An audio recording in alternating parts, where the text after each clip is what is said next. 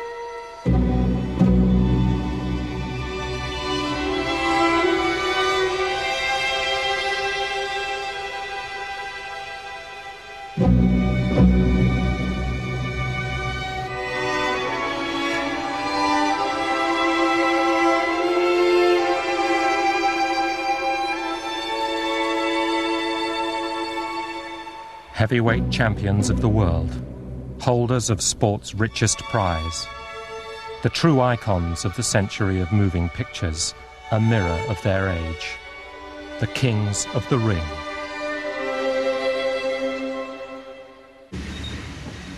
Summer 1919, Jess Willard, the heavyweight champion of the world, took a train to Toledo, Ohio. For a purse of $100,000, he was ready to defend his title against a new pretender to the throne, the Manasseh Mauler, Jack Dempsey.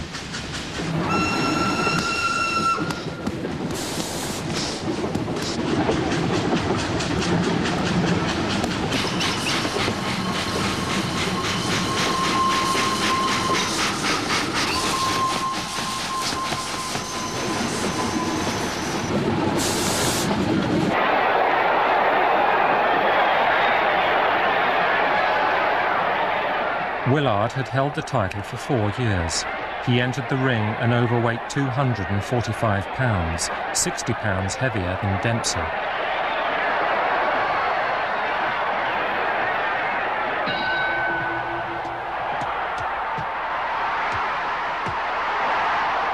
In the first round, and for the first time in his 8-year career, Jess Willard was knocked to the canvas. He went down 6 more times in the first round alone under Dempsey's remorseless assault. Later, he alleged that Dempsey's bandages had been hardened with plaster of Paris.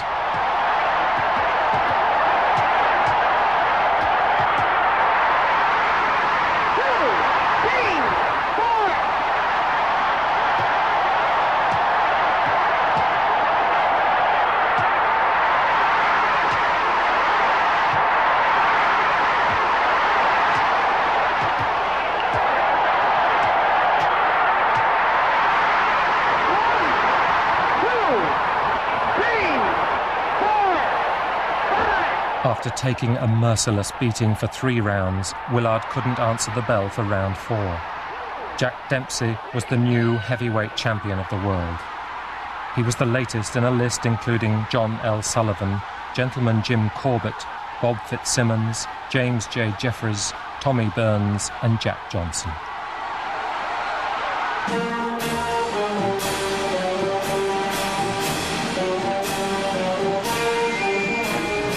Jack Dempsey destroyed Jess Willard on July the 4th, 1919, 1 year and 1 week after the end of the First World War.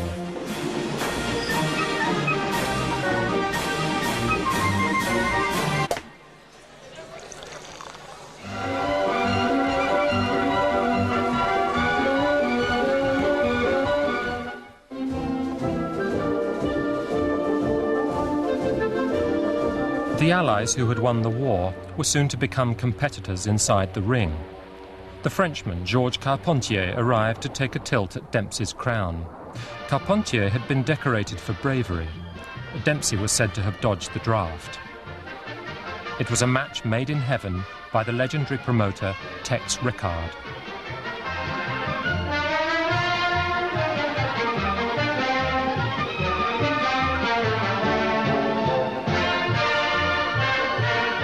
Carpentier, the darling of the ladies, was a mere middleweight, lighter than Dempsey and with a shorter reach. And he was blessed with the worst nickname in the history of heavyweight boxing. They called him the Orchid Man.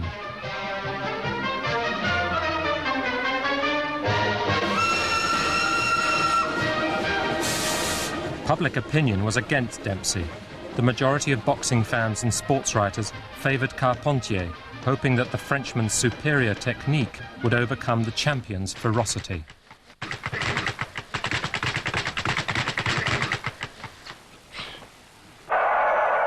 On July the 2nd, 1921, over 90,000 spectators awaited the two fighters at the Jersey City Arena.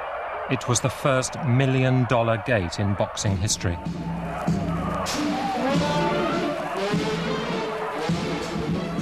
Rickard and Jack Cairns, Dempsey's manager, wanted to give the crowd their money's worth. They had taken Dempsey aside and asked him to go easy on the little Frenchie. First-round knockouts are bad for business.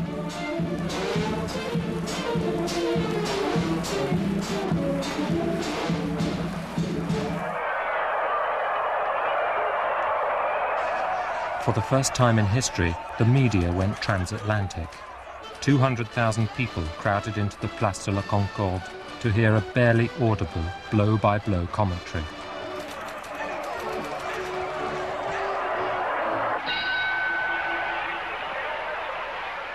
Although Carpentier was the crowd's favourite, it was Dempsey who generated the excitement. Hunched up, head down, humming as he went, he battled forward relentlessly. Carpentier, a skillful boxer, hung on gamely. But by the end of the first round, it was looking grim for the Orchid Man.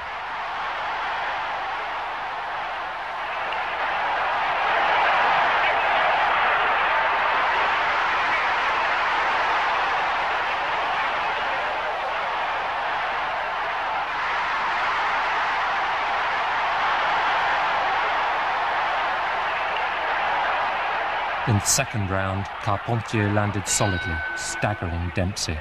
For a brief moment, the tables were turned.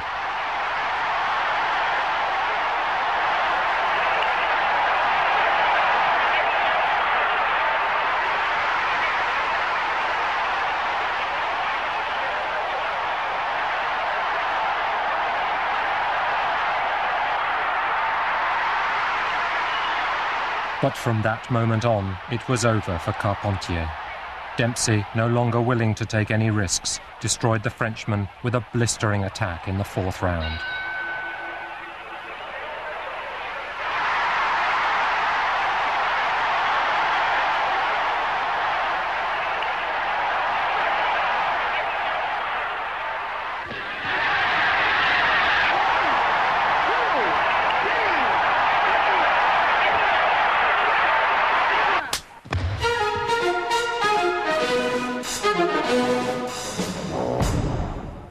After knocking out Carpentier and winning his next 2 championship fights, the world of showbiz beckoned Dempsey.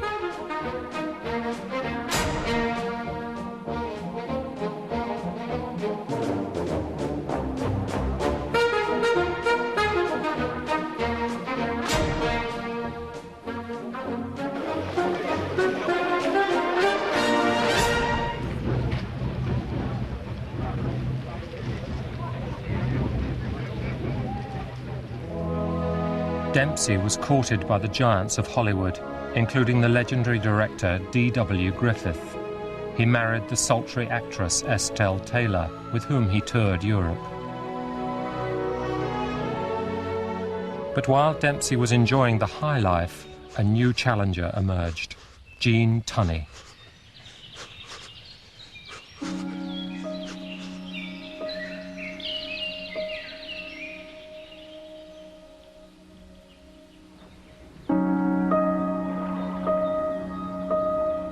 A self-taught man, happy to rub shoulders with Scott Fitzgerald and Hemingway, Tunney approached boxing like a science. A successful boxer should have two ends in view: to avoid punishment and to make money.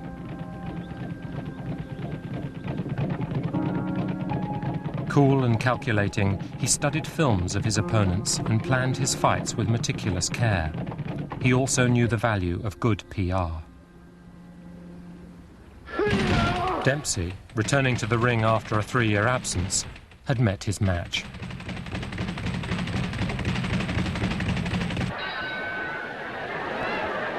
At the beginning of the fight, Tunney seemed intimidated by Dempsey's naked aggression.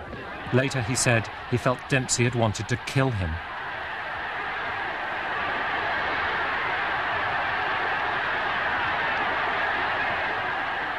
But round after round, the young challenger gradually gained confidence. Tunney first out-jabbed and finally out-slugged Dempsey.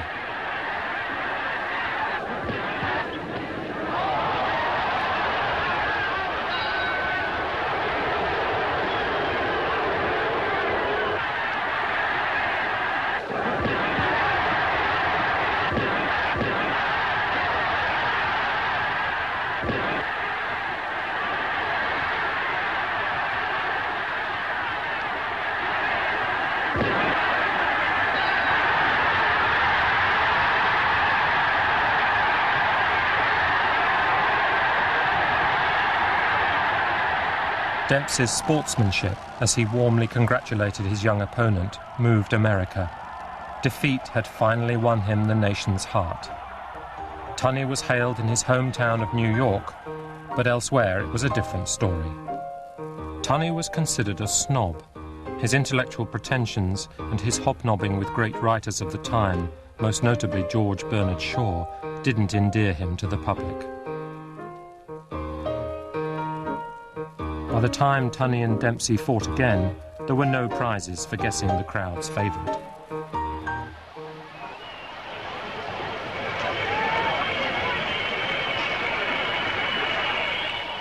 Gene Tunney was irritated by an indifferent crowd. People were welcome to boo him, he said, but they'd have to pay for the privilege.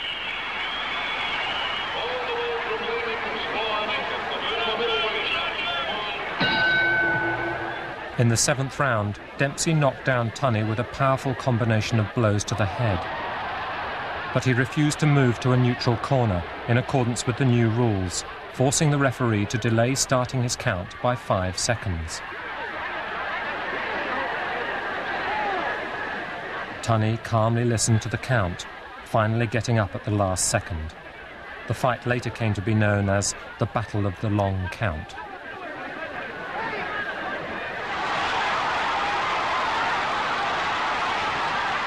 Back on his feet, Tunney brilliantly avoided Dempsey's furious onslaught.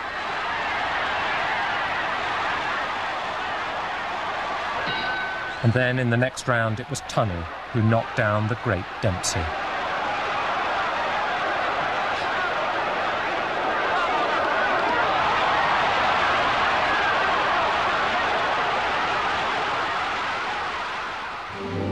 Dempsey and Tunney, the strong man and the educated dandy, were later to become the best of friends.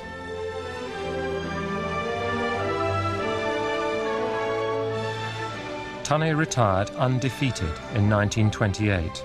He set sail for the old world and married a wealthy Greenwich heiress in Rome. When he returned to the United States, he was met with a $500,000 breach of promise suit from a divorcee who claimed he had reneged on a promise to marry her.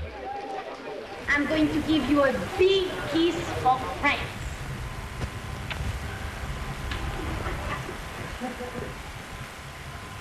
Say, Irene, come here. What? What about a kiss for America? Oh, sure, of course.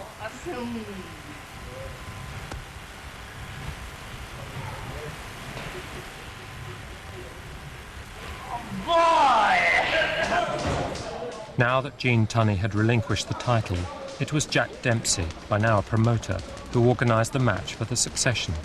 The two protagonists were the American Jack Sharkey and the German Max Schmeling. Ist dir gefallen, mein Junge? Ja. Und dir auch? Den Kindern hat's gefallen und mir hat's auch gefallen.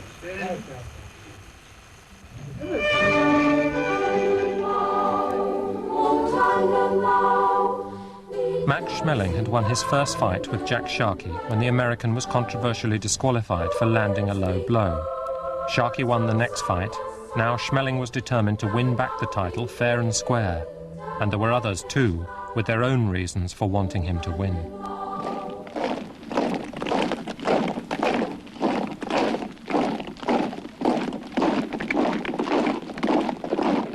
Throughout his career, despite pressure from the Nazis, Schmeling remained loyal to his Jewish manager, Joe Jacobs. It was Jacobs who coined the phrase, "We was robbed."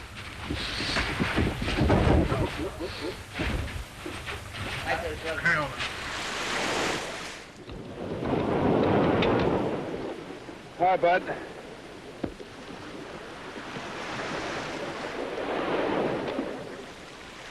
How long do you have to do this? About 2 or 3 hours.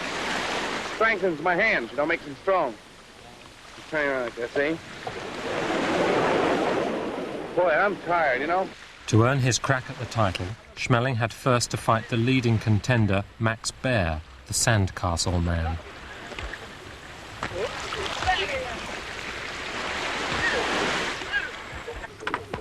The Baer brothers were notorious for not taking their training seriously, especially the older brother Max. Madcap Maxie liked nothing better than clowning for the spectators. Born to a Jewish-German-Scottish family, Max Baer fought with a Star of David on his trunks. As the fight with Schmeling approached, the joking suddenly stopped. It was 1933. Max thought he'd found something worth fighting about. When the evening finally arrived, he was like a man possessed. Schmeling on the rope and lands with left and right hand bomb. Schmeling knows that Baer's right hand can take you out, and he tries to move away from it.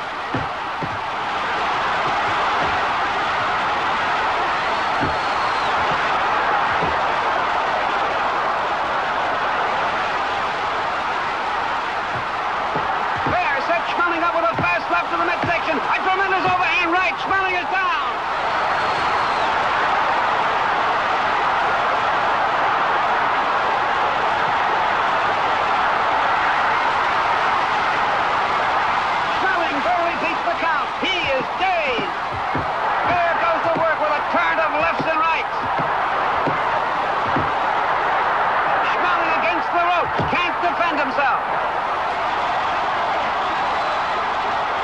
But before Max Baer could get his chance to fight for the title, a new giant emerged on the scene. It was Mussolini's favourite boxer, the ambling Alp, Primo Carnera. Yeah, what do you say? What do you got?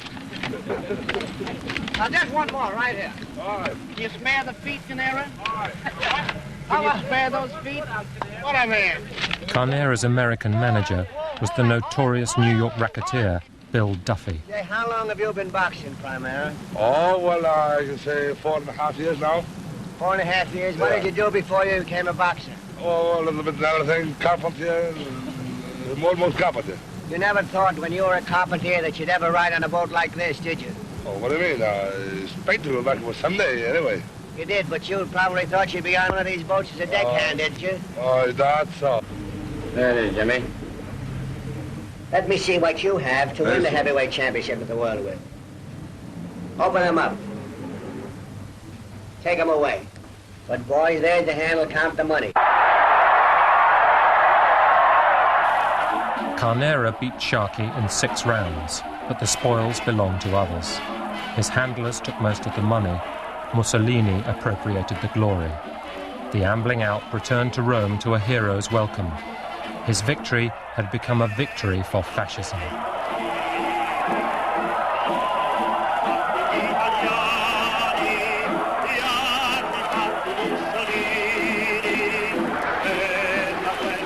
On October the 22nd, 1933, Mussolini presided over the carnival surrounding Carnera's defence of his heavyweight title against the Basque Paulino Euskadin. Wearing a black shirt in the ring, Carnera won again. He returned to America for an exhibition tour which made his handlers $20,000, but he didn't see much of the money. With Carnera, Boxing had turned into a circus, and he was the clown.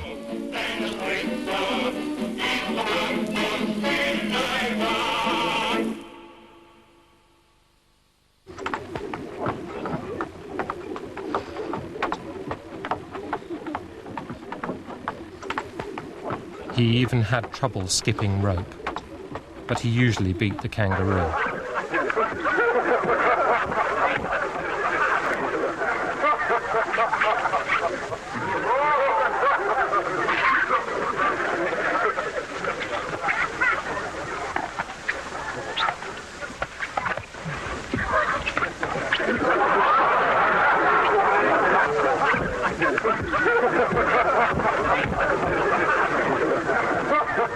Max Bear was amused too. He could see the title within his grasp. My female intuition tells me I'm going to win, Jack. Well, that's All right, thank you. Thank you, Max.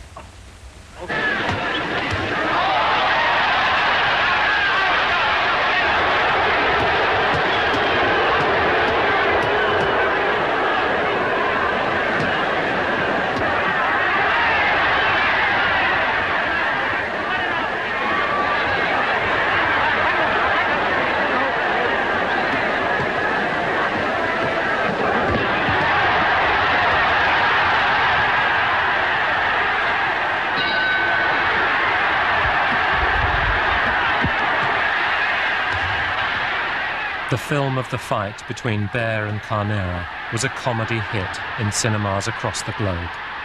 The helpless, bumbling Carnera became a national joke.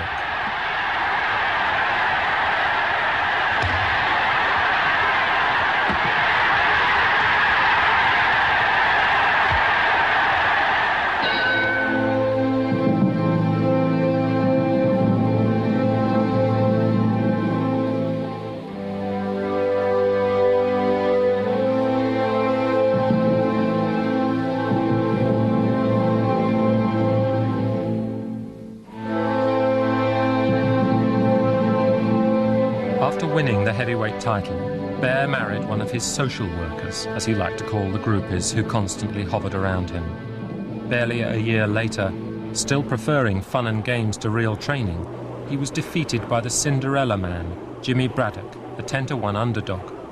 But a brilliant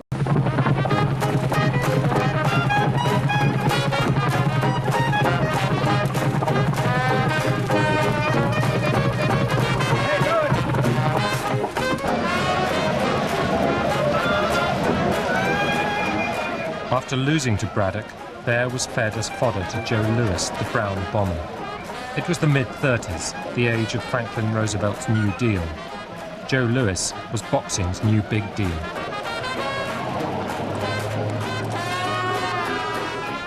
Black America had its first great hero. Well, I'll tell you, I saw more than one Joe Louis in that ring. It looked like whole Harlem was there. In this little ray of sunshine, you know, he couldn't go through those clouds. Too many dark ones. Knocking out Max Bear was Joe Louis's wedding gift to his first wife, Marva Trotter. Doubly happy. Yeah, What makes you more happy, to beat Bear or to be married to this charming lady? I think to be married. Was it a tough fight, Mr. Lewis? Yeah, it was a tough fight, but I think I had my toughest fight home every night. How about a nice big kiss to finish it? Yeah. That won't happen. If Joe Louis was Black America's first great hero, he was also a totem of free world democracy. Hitler determined that Max Schmeling should come back and deal a blow on behalf of the Aryan race. May the best man win. I seen Joe Louis last December to fight Paulino. I seen the picture of the Louis and Max Bear fight. I think I have a great chance to beat him. Have you discovered any particular weakness in the brown bomber? Yes, I did, but I won't tell. You done any training for this fight, Max? Yes, I kept always in condition. Overconfident and certain of victory, Joe Louis showed little respect for Schmeling.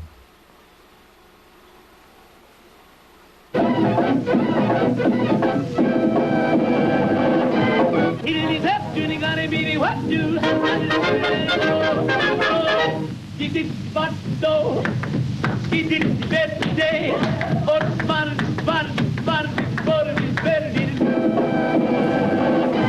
it is actually gonna be what do. Dieses Batto, dieses Verde, und man,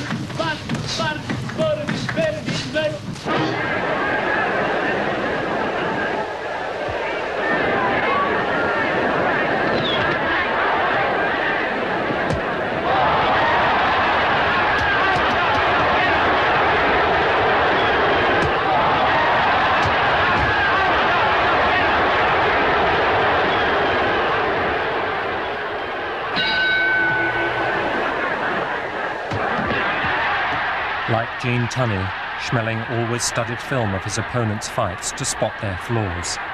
He would later say he had noticed that Lewis always dropped his left hand after jabbing, leaving himself open to a right cross.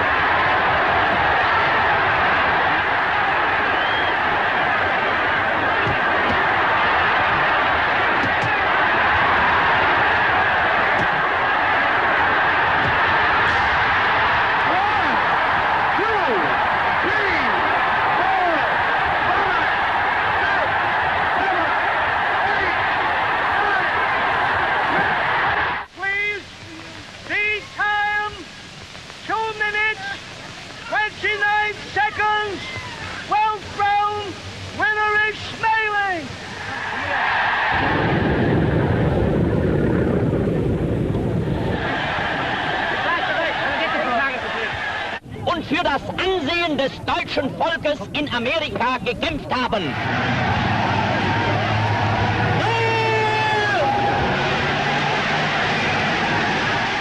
Schmeling was a reluctant hero, ill at ease performing the Nazi salute. He was not the National Socialist the press delighted in describing, any more than Carnera had ever been a true fascist.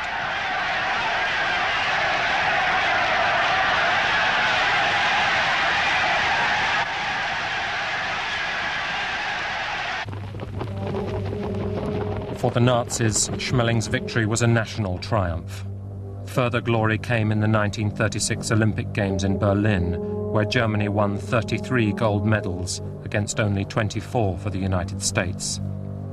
2 years later, it was time for Schmeling to add the final touch to Germany's athletic dominance. The return match with Lewis would take place in New York, and this time the world title was at stake.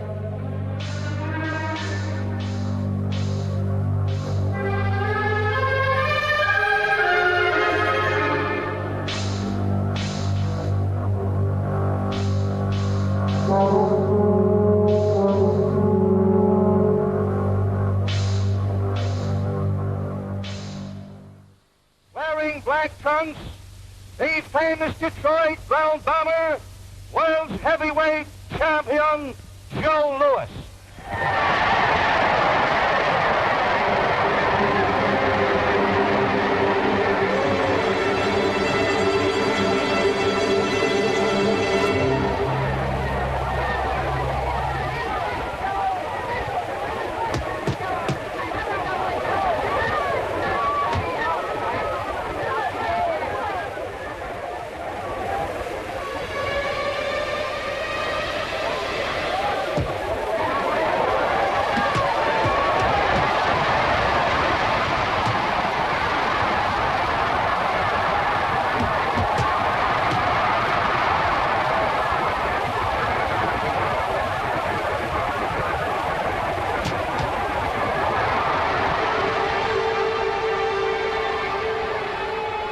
The Joe Louis meeting Max Schmeling this time was a vastly improved fighter, faster, stronger, and more ferocious.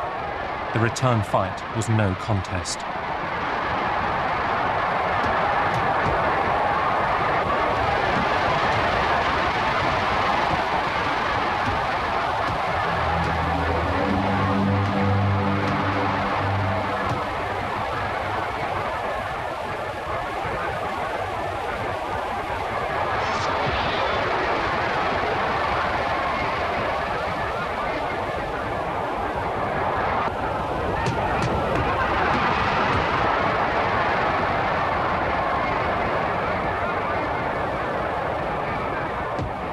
Schmeling was totally destroyed in 2 minutes and 4 seconds of the first round. In that time, 40 punches from Lewis had hit their target. Schmeling returned home to Germany. This time there was no hero's welcome. He was called up as a paratrooper.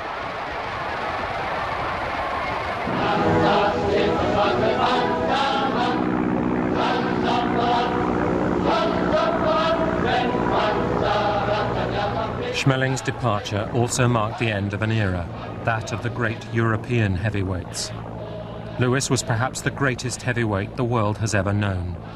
He defended his title over 20 times in 4 years. It was a record that has never been matched, and probably never will be. It could have been a still greater achievement had the war not intervened.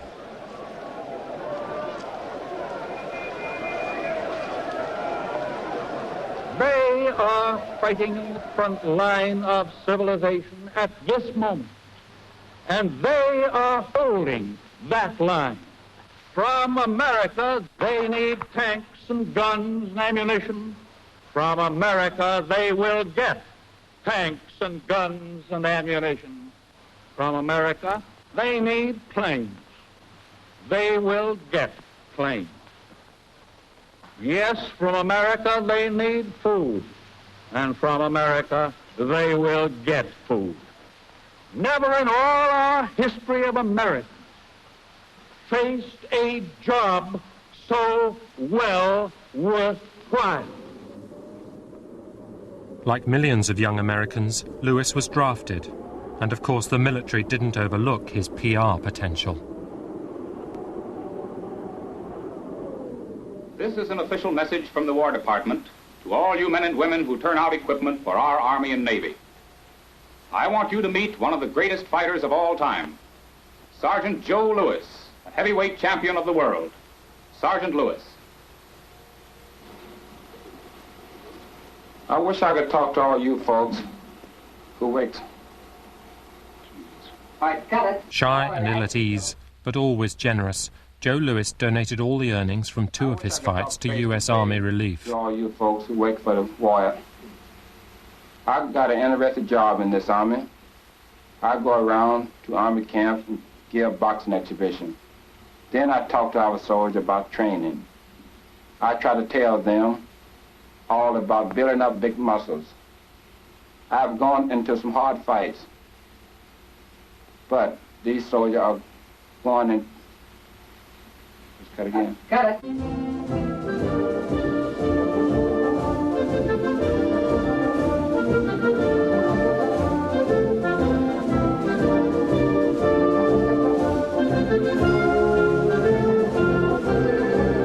All the great heavyweight champions joined the war effort.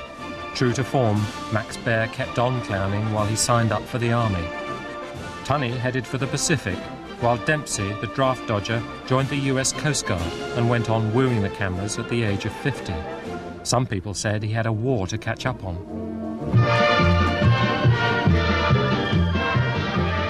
In France, the Vichy government had plans for Dempsey's old rival. They wanted to celebrate the 50th birthday of Georges Carpentier, an authentic hero of the First World War. A possibly psychosomatic bout of sciatica prevented him from putting on a show, but he was forced to participate nonetheless. Une minute avant, la souscription populaire de la France socialiste avait valu à Carpentier chronomètre et bracelet d'or.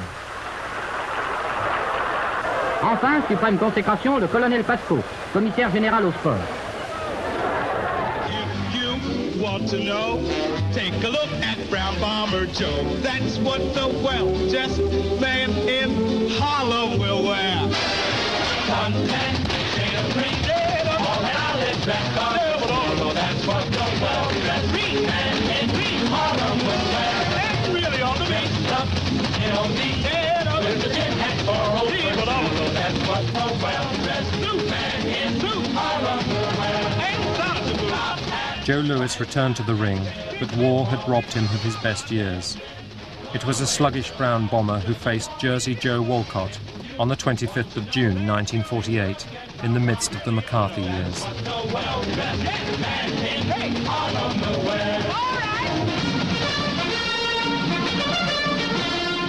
In the audience were Bob Hope, the perennial wartime entertainer, J. Edgar Hoover, almighty head of the FBI, and Adolphe Menjou, silent film actor and notorious witness in the witch hunts.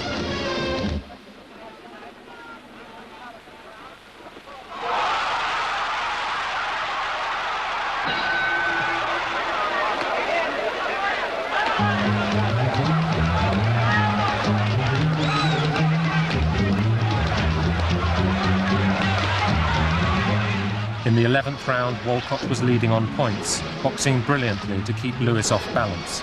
But Lewis finally broke through Walcott's defence.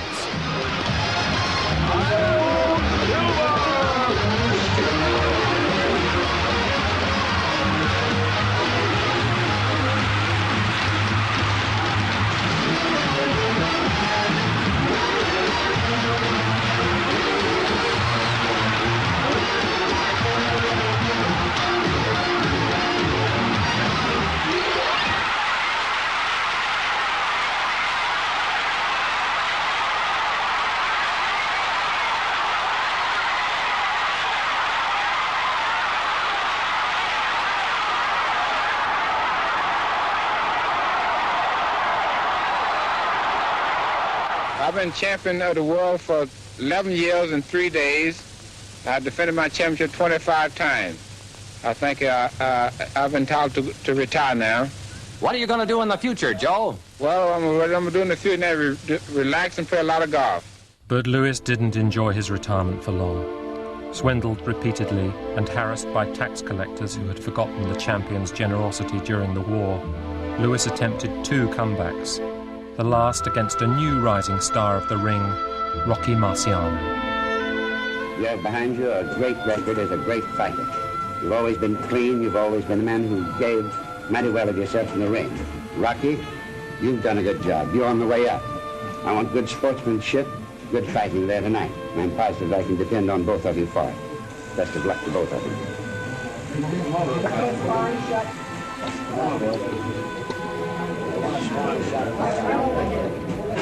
Hello, boxing fans, wherever you may be, but especially to those in New England. I'm in good shape for this fight, and I hope I come through all right. Hold it there, Rocky.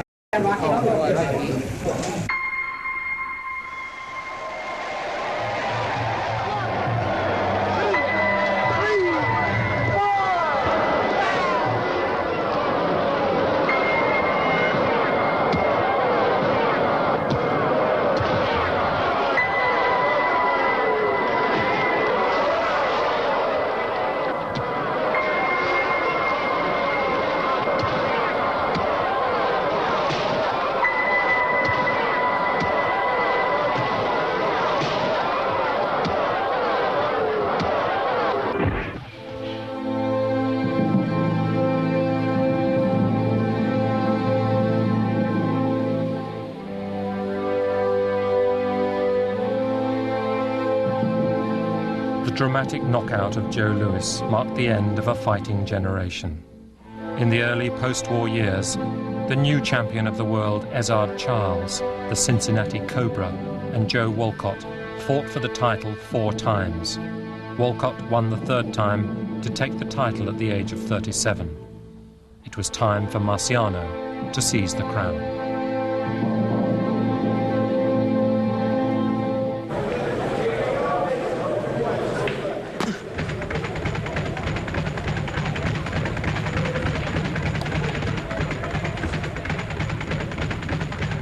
Just 5 feet 11 and weighing barely 13 stone, Marciano developed his power thanks to one of the most punishing training regimes boxing has ever known.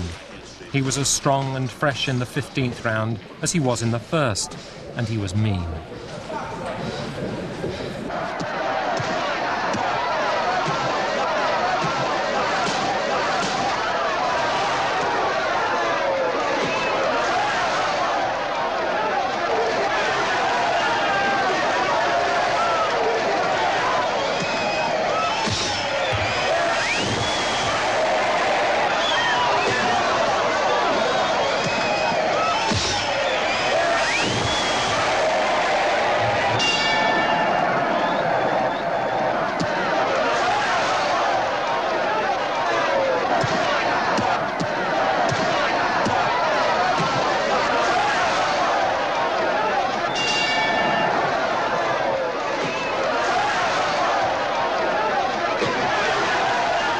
as his trainer Charlie Goldman used to say, when Marciano landed his famous Susie Q, a short left and a punishing right, the damage could be measured on the Richter scale.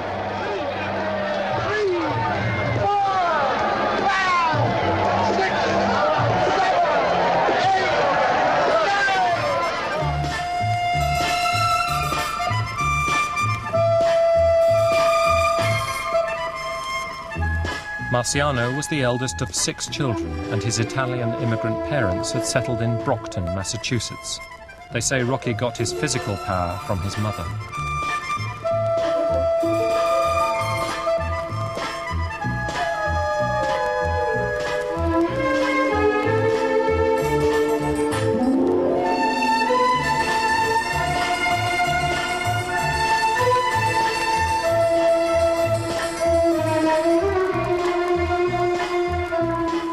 Brockton blockbuster brought an unprecedented ferocity to the ring which transfixed the nation. His technique may have looked crude, but it was frighteningly effective. He smashed his opponents with attacks of devastating power, never letting up, demolishing his challengers one by one.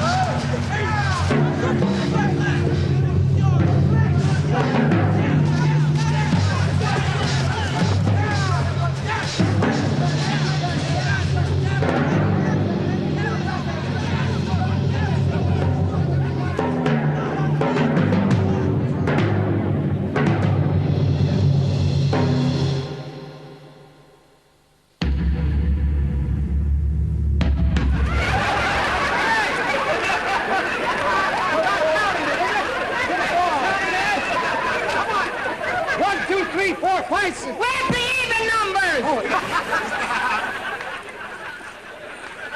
Made a mistake here. What is that?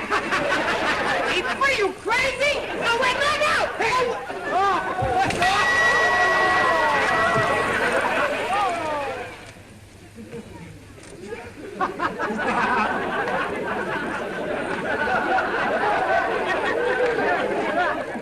Outside the ring, Marciano slipped easily into the showbiz world.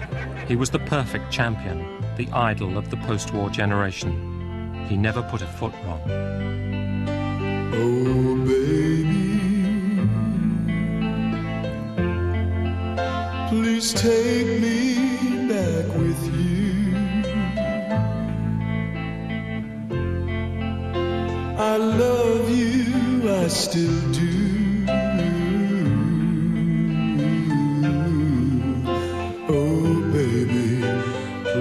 Take me.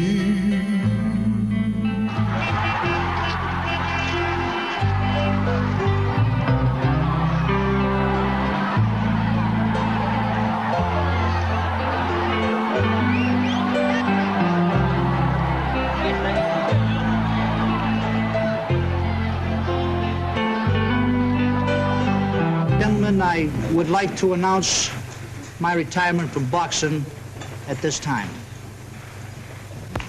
I didn't ever really get hurt in the ring, and I feel perfect physically, and probably still had 2 or 3 good fights left.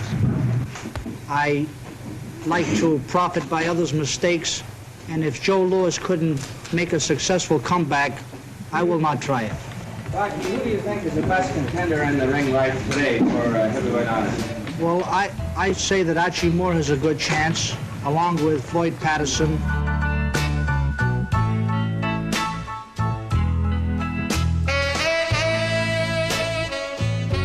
With the retirement of Marciano and the advent of the young Floyd Patterson, America had seen the last of the great white heavyweights.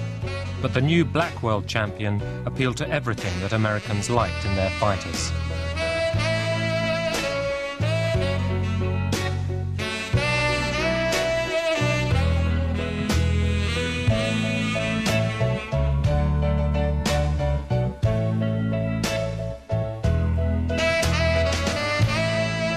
But Cassius Marcellus Clay was different.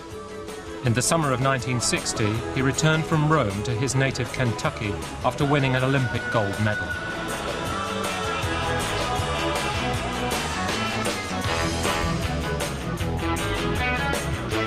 Clay was only 18 when he signed his first professional contract with a syndicate of millionaire white businessmen.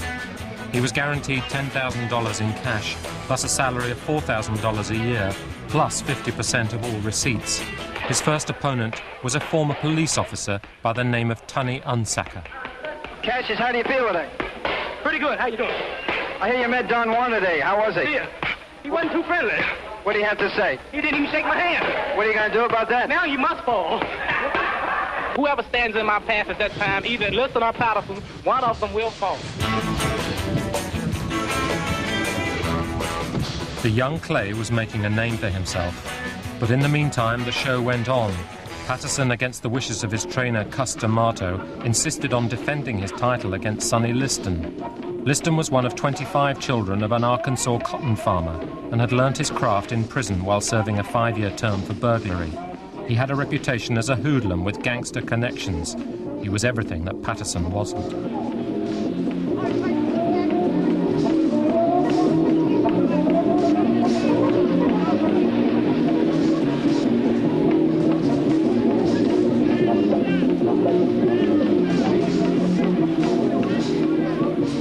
Patterson was putty in Liston's hands. Meanwhile, in London, Clay defeated a brave Henry Cooper.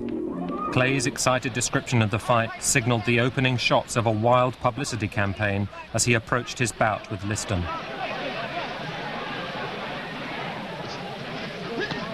I walked into London, England, I jumped out the airplane. Picture, cameramen, everywhere I go, you can look in the gym today, the TV, the cameramen, everybody follows me, I'm so great. And 55,000 people came that night. You should have seen the people. 1 layer, 2 layers, 10,000 on each layer, 15, 20 on some. 4 layers on the 5th layer. People were looking down on the ring.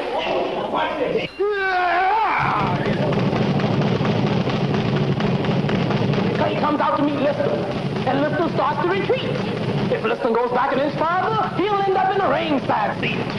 Clay swings with his left. Clay swings with his right. Look at young Cassius carry the fight.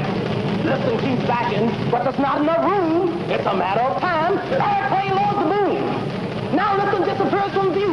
The crowd is getting frantic, but our radar stations have picked him up. He is somewhere over the Atlantic.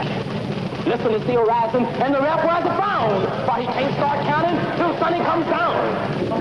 Who would have thought when they came to the fight that they had witnessed the launching of a human satellite? I'm for real, man. You just get past Patterson. Come on, rank number 2. Jones will fall in 5. Sonny, come over and make that offer. Come over and make that offer. And you be there to see it, you hear? Man, I don't get hit. I'm the fastest thing on 2 feet, man. You crazy?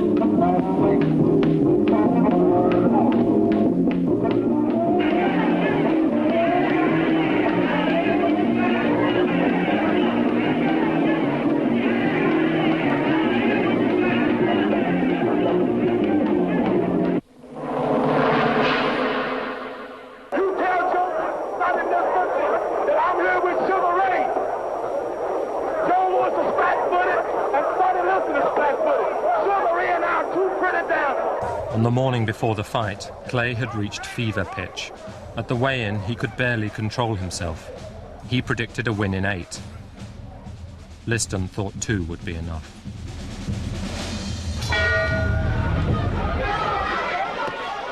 Clay was a 7-1 underdog, but he danced rings round Liston, dealing out fierce punishment on the way.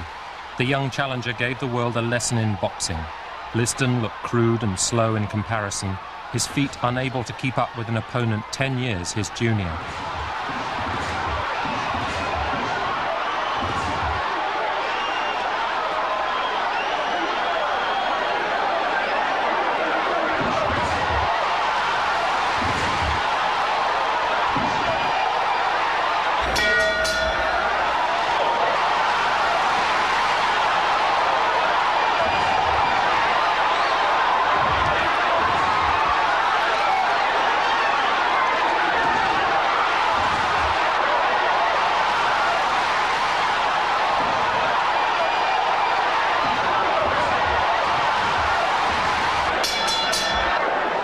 Badly beaten, Liston suddenly succumbed to a mysterious shoulder injury and failed to answer the bell for the 7th round.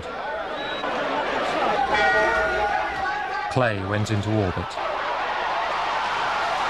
They might be stopping it. That might be all, ladies and gentlemen. Get up there, Joe. Get up there. Get up in the ring.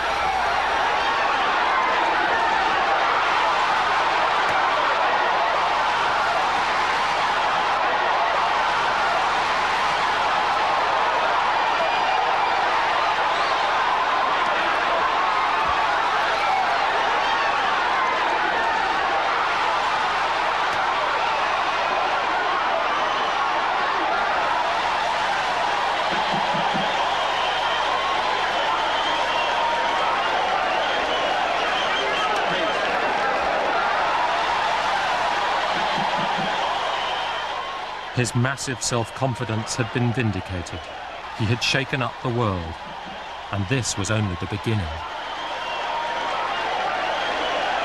I am the king of the world. Hold it. I'm pretty. Hold it. You're not that pretty. I'm a bad man. Wait. I shook up the world. I shook up the world. I shook up the world. You must listen to me. I am the double. All right, hold it. Ladies and gentlemen, I must tell you this. Joe, wait, hold it. They're throwing the champ, but I don't think so. All right, tell us this. All right, Cash. Thank you. Cash is Clay, the heavyweight champion. Let's get our champion, Joe Louis, over here. You have to read the history of slavery to understand there were two kinds of Negroes. There was that old house Negro and the field Negro. And the house Negro always looked out for his master. He ate the same food his master ate and wore his same clothes. And he could talk just like his master. Good diction. In the 1960s, many American blacks were attracted to the charisma of Malcolm X, a Harlem preacher who espoused Islam. He had served time in prison and advocated separatism of the white and black races. But then you had some field Negroes who lived in huts, had nothing to lose. They wore the worst kind of clothes, they ate the worst food, and they caught hell. They felt the sting of the lash. They hated their master. Oh, yes, they did. If the master got sick, they prayed that the master died.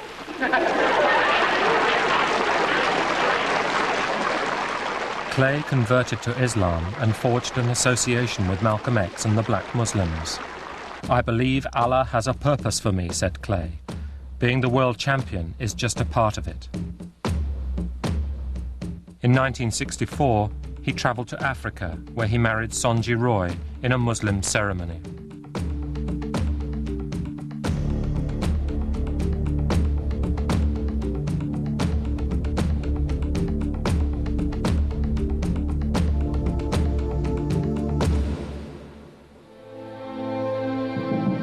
On February the 21st, 1965, Malcolm X was assassinated in the middle of Harlem.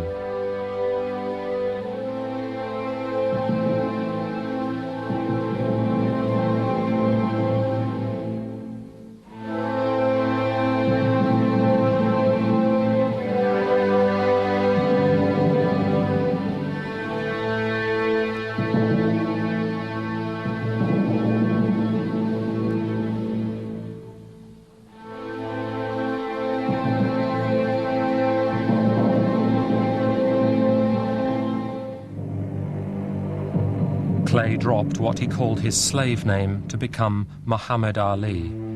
hence the boos and jeers of the white crowd as he entered the ring for his return match with Liston on May the 25th, 1965.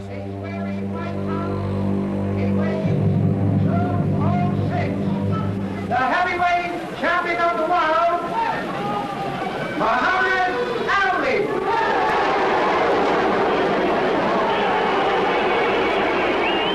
The referee is former heavyweight champion, Jersey Joe Walcott.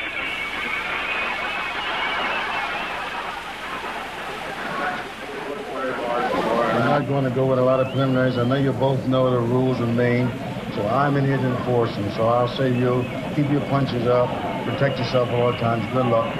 Shake hands, come out fighting. The champion says a prayer in his corner.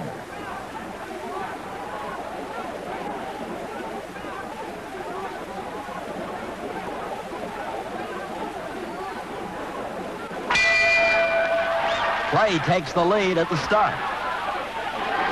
As he did the night he won the title, Clay uses the ring, makes Liston look slow.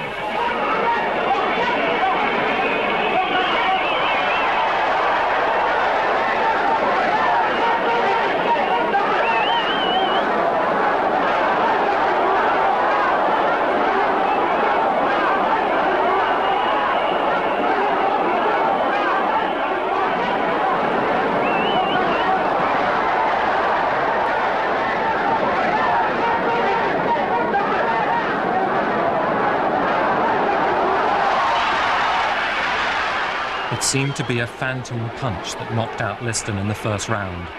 Nobody was happy with the outcome.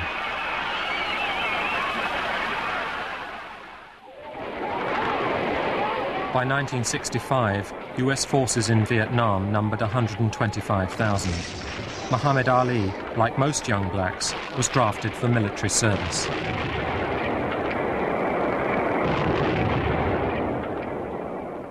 We believe in obeying the laws of the land. We are taught to obey the laws of the land as long as it don't conflict with our religious beliefs. Whatever the punishment, whatever the persecution is for standing up for my religious beliefs, even if it means facing machine gun fire that day, I will face it before denouncing Elijah Muhammad and the religion of Islam. I'm ready to die.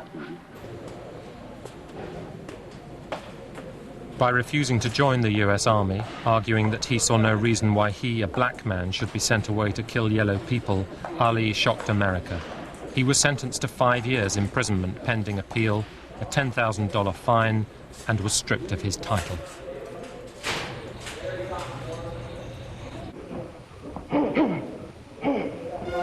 At the Olympics in Mexico, while other athletes raised black glove fists on the winner's podium, the young George Foreman, winner of the heavyweight gold medal, made a point of waving the American flag.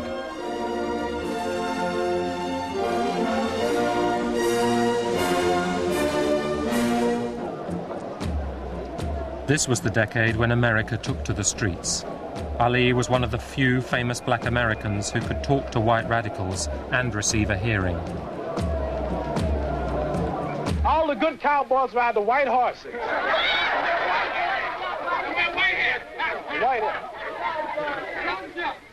The White House.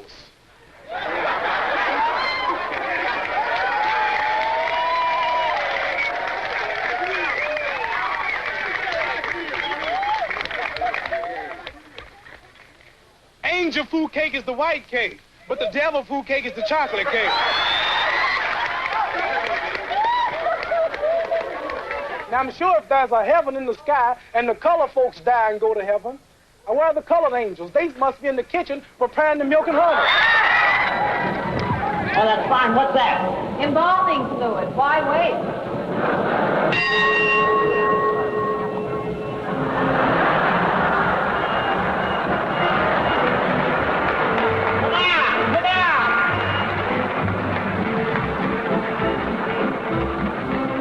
As the 60s reached their end, the great white heavyweights of the century gathered for the inauguration of the new Madison Square Garden, shrine of New York boxing.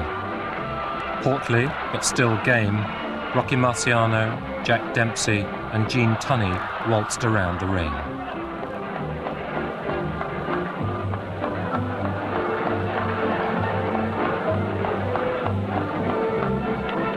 Meanwhile, just round the corner, singing in a small Broadway theatre, paying for his lawyers and providing for his family, was the renegade Muhammad Ali.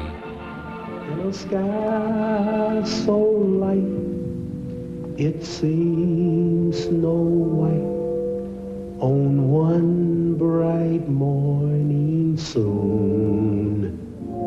Dancing in the sky, you're gonna spy up high a black balloon. Ali returned to boxing in 1970. His first fight that year was on October the 26th. Then finally, on June the 28th, 1971, 8 out of 9 US Supreme Court judges declared that he had been unjustly convicted. A page in history had been turned. Dancing feet beneath big black balloon.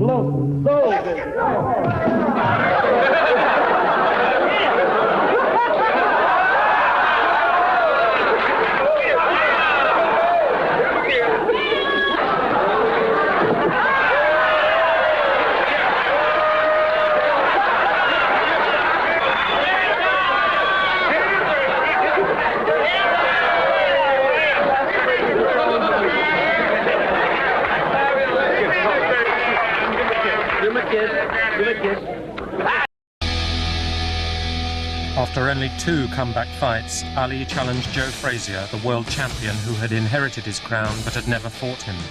Ali had lost 3.5 years at his peak. Some said his lightning speed had gone. He wanted to prove them wrong.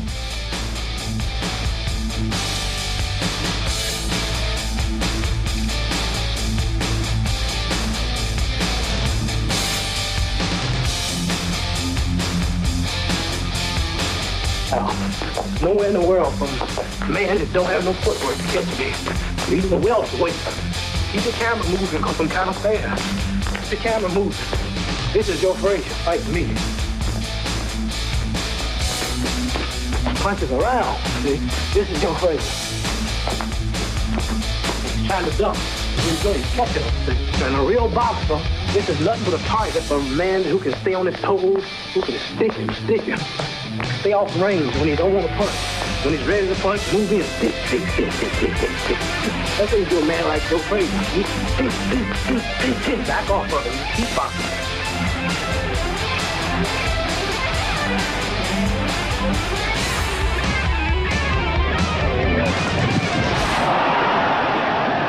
On the 8th of March 1971 in New York, for the first time ever, 2 undefeated world heavyweight champions faced each other in the ring.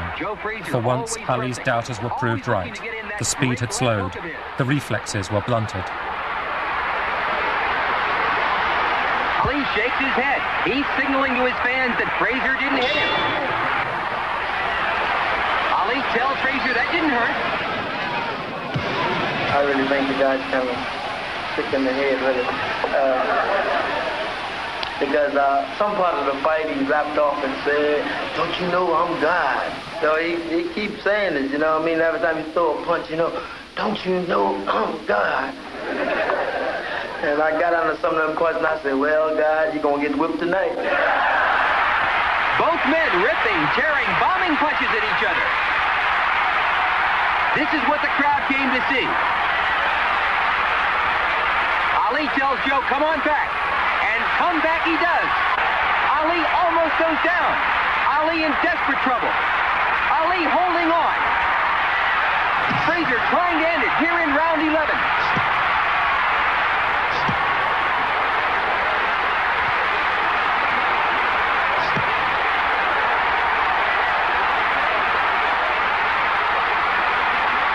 Muhammad Ali, rubbery leg, obviously in desperate trouble here in the 11th round, and there's the bell.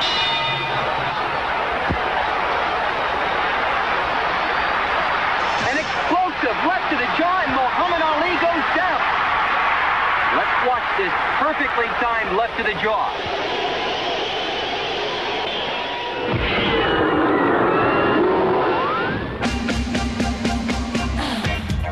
Frazier clinched a narrow points victory, and both boxers went straight to hospital. Ali's face was swollen like a football. A few days after the fight, Frazier celebrated in the company of his guests, who included Jack Dempsey, Duke Ellington, and Count Basie. Frazier planned a second career with his own band, the Knockouts.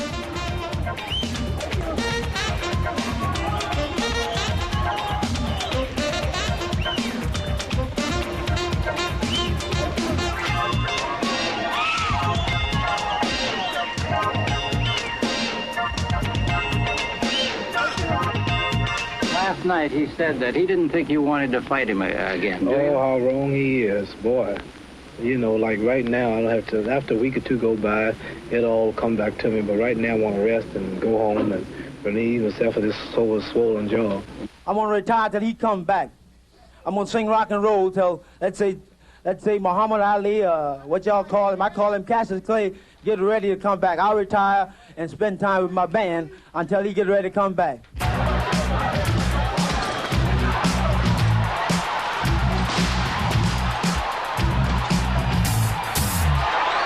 But while he waited for Ali, Frazier agreed to fight George Foreman in what was considered a mere warm-up match.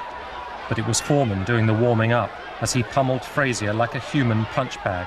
It was all over in 2 rounds.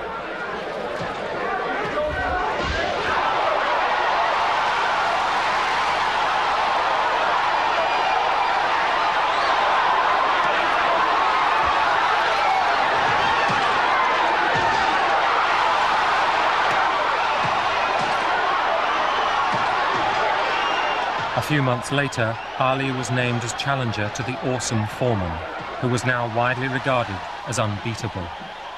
I never worry about hitting power. So a man like George that comes out with those big... That's why he throw me, draws them back. Hey, watch out, here come the left. Here come the right. Get ready, here come another left. That's what I hear when he's throwing them. So when I don't believe that I'm going to be knocked out and punched around. Experience. The 30th of October, 1974. 60,000 spectators crowded into the Kinshasa Stadium in Zaire. Ali versus Foreman, the rumble in the jungle, a night immortalized in Norman Mailer's book, The Fight. Each protagonist had accepted the astronomical purse of $5 million, but for Ali, the African soil seemed more important than mere dollars. Nobody knows whether Ali and his associates had any influence over the fight's late start time. Whatever, they were stealing the show, while Foreman was losing his nerve.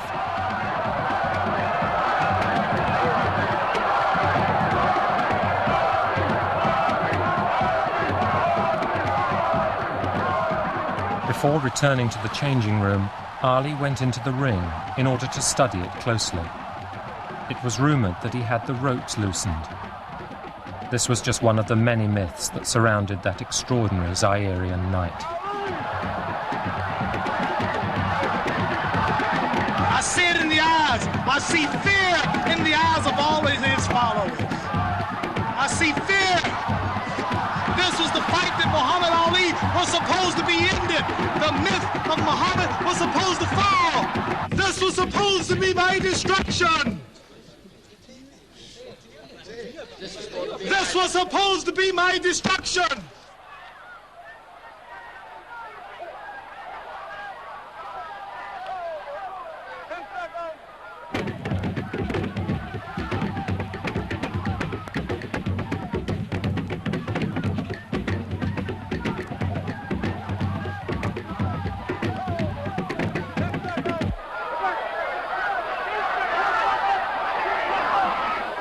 Round one, Ali bouncing around, shifting left for right. George moves slow. Ali gets the first punch in. A light right hand taken on the forehead by George Foreman, the champion.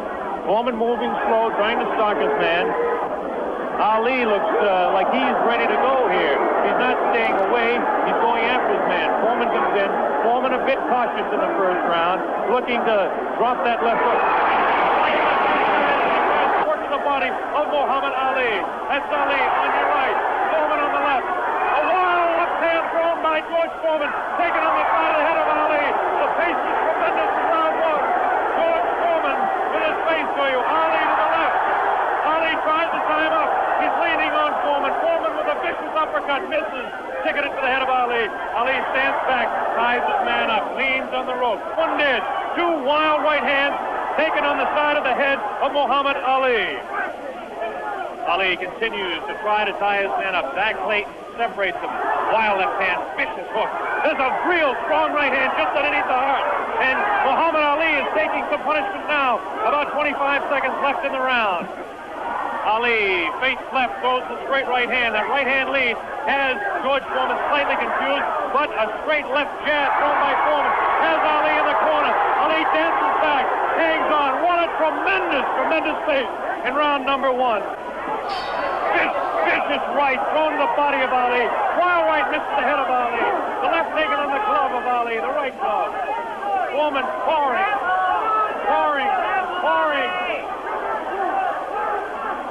Foreman trying to set him up. Ali, this is a cruising round for him. Foreman wailing away, and Ali says to take the best punch. Ali saw the good pass. The good right. Backs up Foreman. Backs him up in his tracks. Ali staggers. Foreman tries to look. Ali throws to the right. Foreman comes back to the left.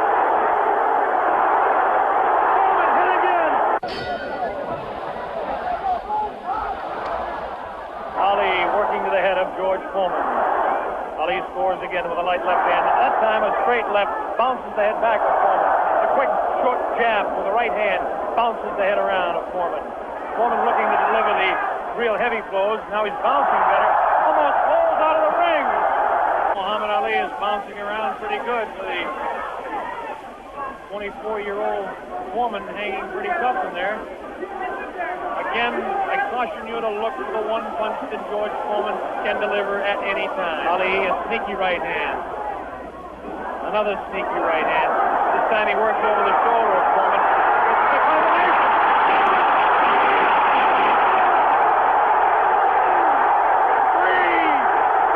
In the 8th round, Foreman's arms flailed wildly as he collapsed for the count, fooled by an opponent who had sensed his lack of endurance. Ali, far from being trapped on the ropes, was simply biding his time, minimizing Foreman's punches and conserving energy. The dope had been roped.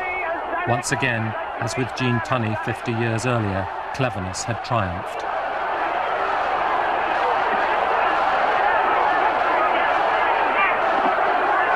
This is the most joyous scene ever seen in the history of boxing.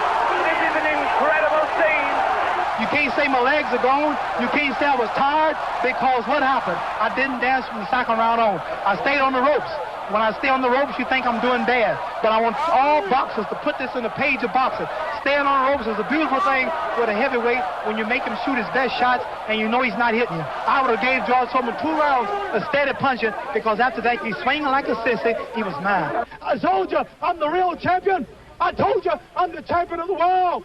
All of you bow. All of my critics crawl. All of you suckers who write the Ring magazine, Boxing Illustrated, all of you suckers bow, because the stage was set. You made him great. You made him a bad Joe Louis. You made him a hard puncher. But I want everybody from this moment on to recognize me as the scholar of boxing. Assalamu alaikum to all the Muslims.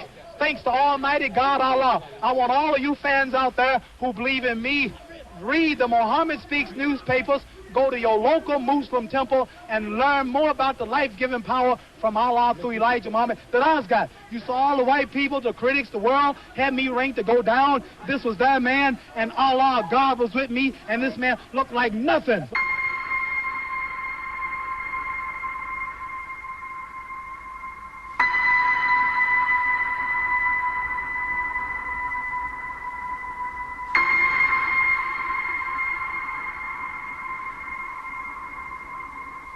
A year after Kinshasa, Ali defended his regained heavyweight championship against his old adversary, Joe Frazier. The Thriller in Manila was their 3rd fight and the biggest of them all. Frazier, thoroughly beaten, could not answer the bell for the 15th round.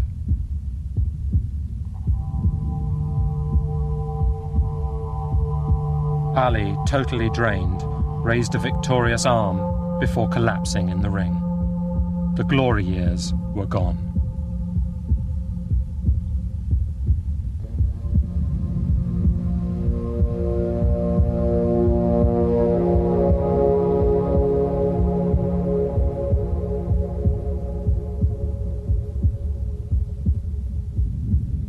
That was was so tired, so exhausted, so weak, I barely could walk out of the ring. And they had to carry me out, and I was so down.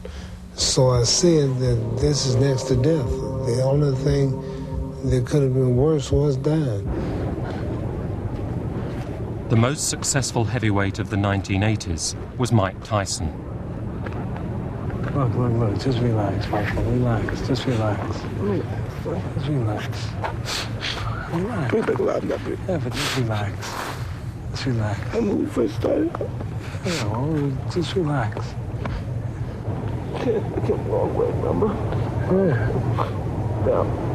Mike Tyson, everybody likes me. Yeah, everyone likes you now. That's right, you have reason to be proud.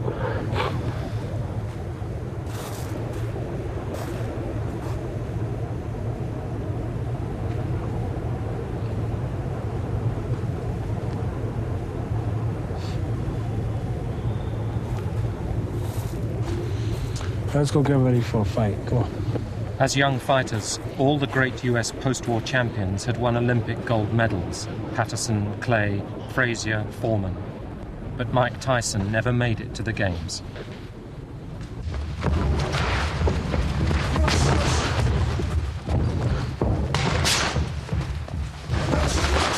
Released from a juvenile delinquent center at the age of 13, Tyson was taken under the wing of Cus D'Amato, the trainer who had made Floyd Patterson and who was now intent on molding him.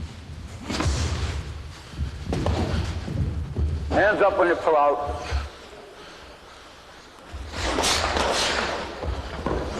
You gotta score points when you get his dad. So score points like you're doing the amateur. And spring to the side.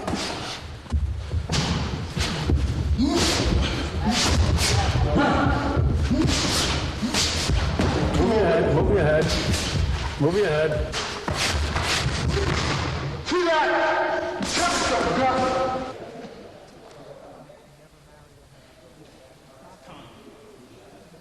Fine.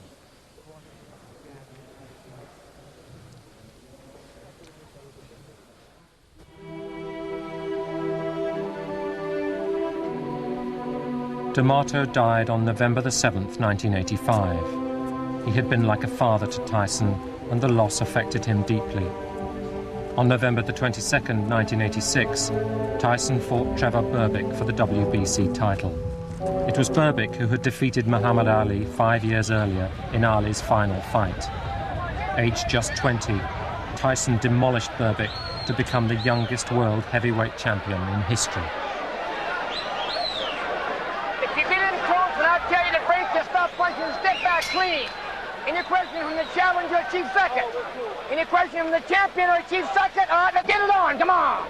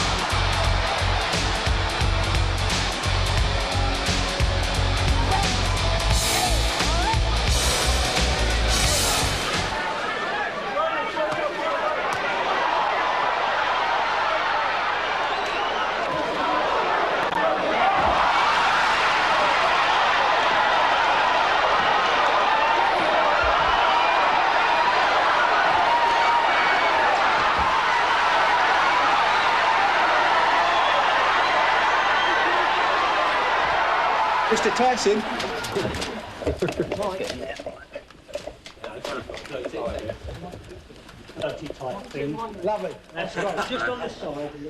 Tyson and his manager, Bill Caton, came to London to promote his upcoming fight with Frank Bruno. The city slicker bowler hat may have looked absurd, but it was oddly appropriate. By this time, Tyson was already worth $20 million. Now lift it up. Now a bit more up. I'm 21 now, and I still feel like I'm 15. I had love from Carson and Camille, and I was just happy. You know what I mean? I never thought about making a lot of money, having money and everything. I was just happy. Just plain old fun made me happy. I didn't have as many responsibilities as now.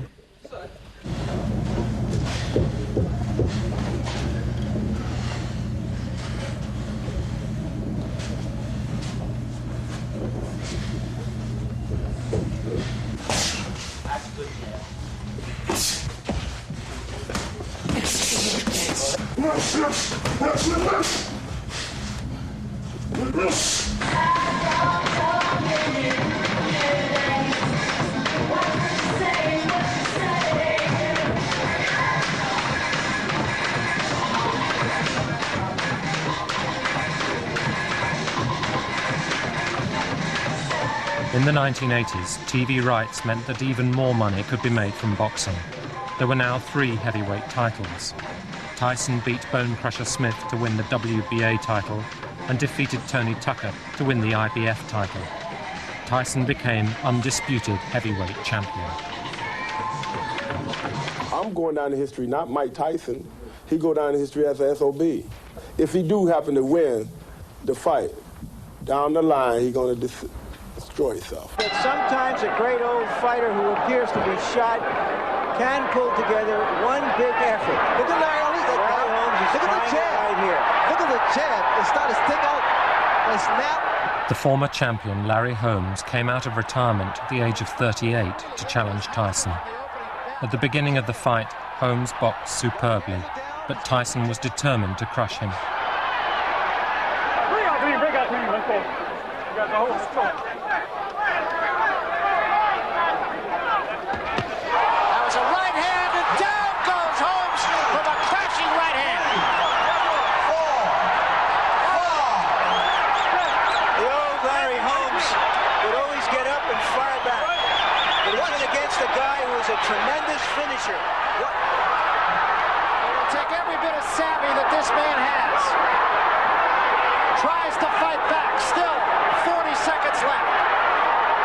Still on Queen Street.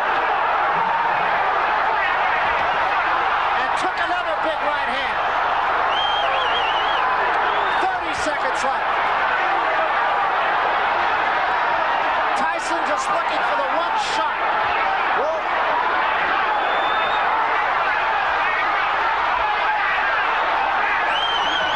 15 seconds left. Tyson still has to be careful because Larry... Oh, that shot. That's huge it. right hand. That should be it. And down goes Holmes, and that's going to be it. It's over. That's all.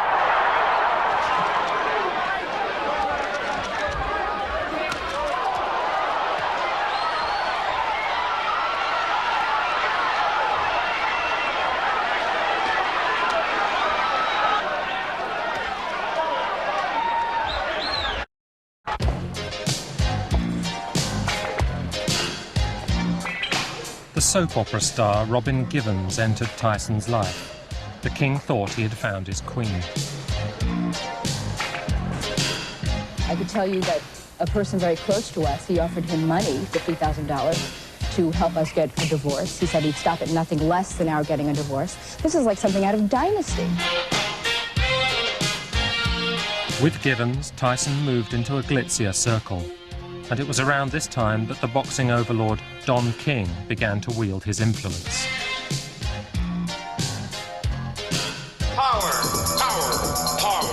Now, you are playing with power. Punch Out. Mike Tyson's Punch Out from Nintendo. Now you're playing with power. Now we'll see who's the champion and who's the chump.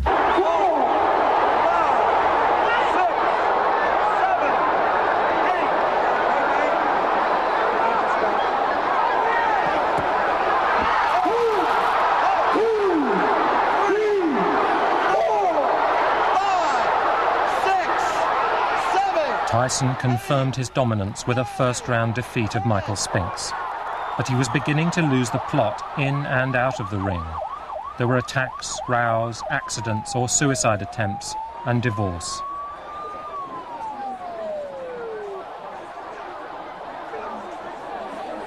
In 1956, Sonny Liston had got into boxing via prison.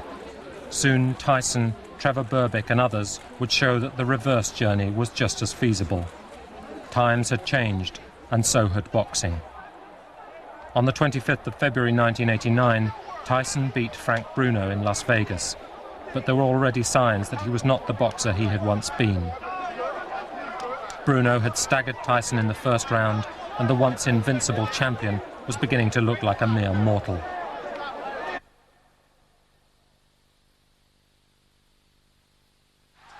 As suddenly as that, Can he beat Nemesis came in the form of James Buster Douglas in Tokyo on February the 11th, 1990. Douglas coming back to the left and right. Tyson is wobbling. Tyson needs the ropes for support. Douglas wailing away. Without the ropes, Mike would have gone down. A desperate one-eyed fighter. Brawling willingly just to try to get in the shot that will finish things in. Oh, the uppercut. What an uppercut by Douglas. Down goes Tyson.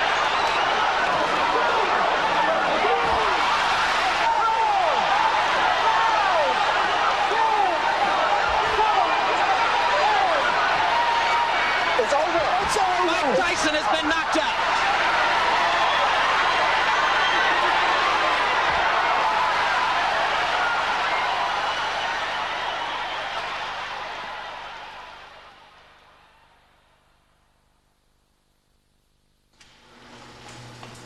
On February the 10th, 1992, Tyson was sentenced to 6 years imprisonment for rape. He was released in March 1995.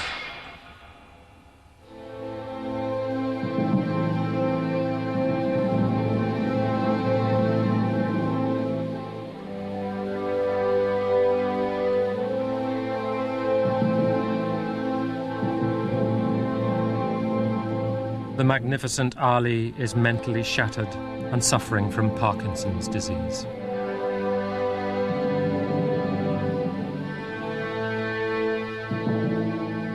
Marciano died at 46 in a plane crash and was unable to enjoy the wealth he had so single-mindedly attained with his unbeaten 49 fight record. Joe Louis ended his life working in a Las Vegas casino, welcoming gamblers in pursuit of the kind of fortune he had lost.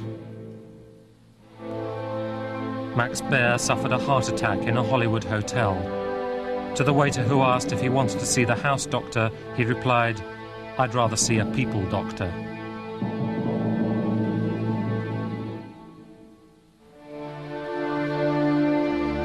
The only consolation for Carnera, robbed by gangsters of everything except his liquor, was to die of cirrhosis in his native Italy. Max Schmeling abandoned the glamour of the ring for the security of corporate life. He became the chairman of Coca-Cola in Germany.